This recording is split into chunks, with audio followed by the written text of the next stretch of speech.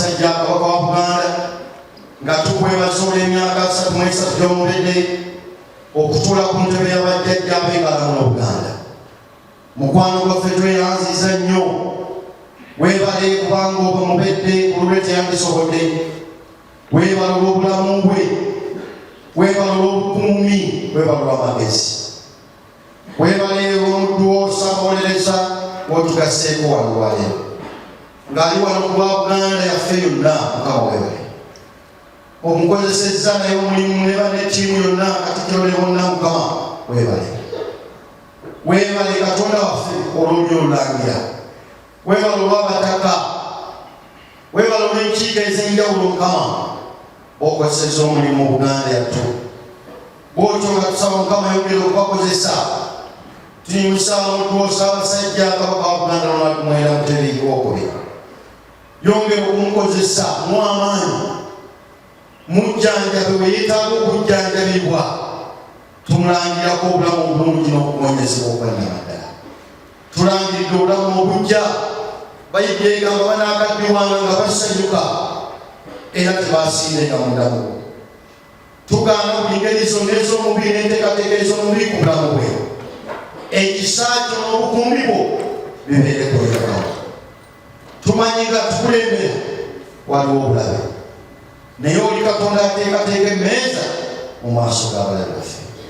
Tumukutulako buli ngeri zonna ez'obulabe, mubeere okutebuka buli bukwe bwonna na ngeri zonna ez'omubi.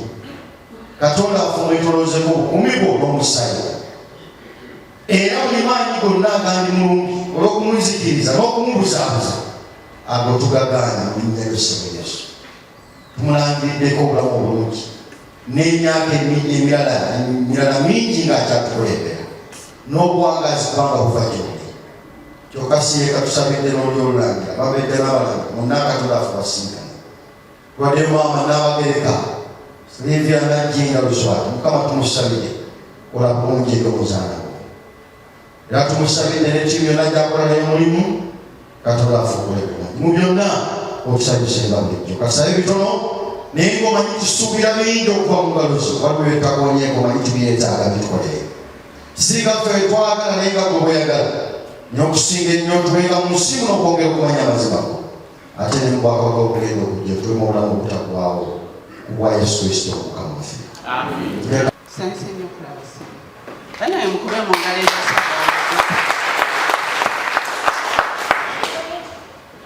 Sensei Nicholas wano eno ye cathedral yaffe, era abakristaayo bano bakulinze ssebo okuwulira ebigambo ebivva embuga. Ssebo tusaba wetuuse obubaka bwensooka okuleeta Ssaabasajja Kabaka mulamu era alamula. Katikkiro antumye nnyo okubalaba, ate naye ndeeta obubaka okuva mu nnyumba eyange gyo twabadde twebaza Mukama Katonda lwa mutabani wange eyamaliriza omusomo Uganda Christian University mu mateeka. Tukimwebaliza, twasuubiza naffe nga famire okujja okwegatta ku mulimu gw'okuzimba ekkanisa eno, era akakadde k'ensimbi ku ssimu omuyambi wange ajja kufuna ennamba tuziteeke. Tumaze okusiima Katonda, nandyogedde bingi eri abakristaayo, naye nina obubaka obutongole okuva Bwakabaka bwa Buganda nga bwe mumanyi. Twolegedde okwebaza Mukama Katonda era n'okujaguza olw'emyaka 33 Ssaabasajja Kabaka yatudde ku Namulondo y'abajjajjaabe, era obubaka obutongole bwe buti. Obubaka bwa Katikkiro atujjukira bwe giweze emyaka 33 bwekya Ssaabasajja Kabaka Ronald Muwenda Mutebi Owookubiri yatuula ku Namulondo.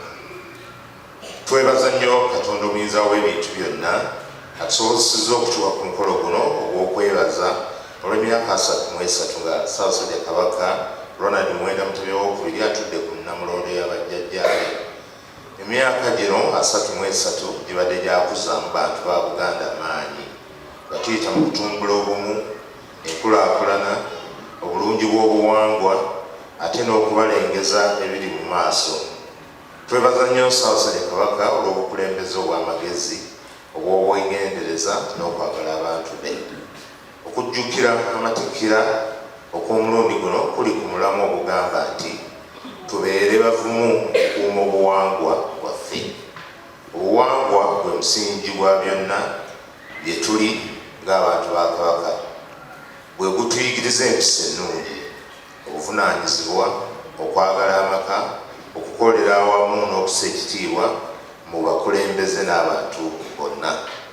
Mu mulembe guno ogw'enkyukakyuka ez'omujjirano waliwo ebintu bingi ebiyinza okusaanyawo obuwangwa bwaffe.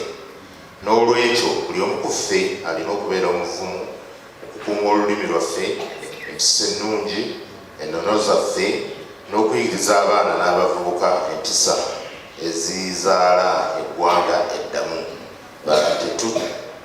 nga tetukkiriza kuwugulwa muntu yenna.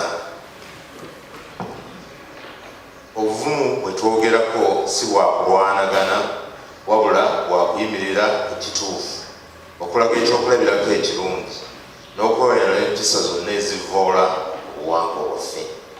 Tukubiriza abazadde okuddamu okubeera abasomesa b'abaana baabwe abasooka mu byobuwangwa n'empisa. Tukubiriza n'abavubuka okwettanira ennono n'okubeera abavumu mu kukuuma ebyobusika bwaffe. Mu ngeri ey'enjawulo tweyongera okusabira Ssaabasajja Kabaka n'okwebaza ennyo abakulembeze b'eddiini ez'enjawulo olw'essaala zonna obuwagizi ate n'okutambulira awamu obwakabaka.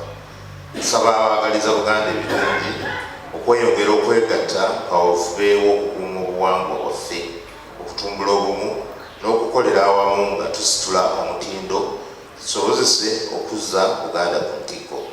Lwa gavumenti ya Ssaabasajja Kabaka, ku lw'Obuganda bwonna ate ne ku lwange njozaayoza mukama wange Ssaabasajja Kabaka okweza emyaka 33 ng'alamula Obuganda. Ssaabasajja Kabaka awangaale enkumbi ku bbega. Nassaako omukono Charles Peter Mayiga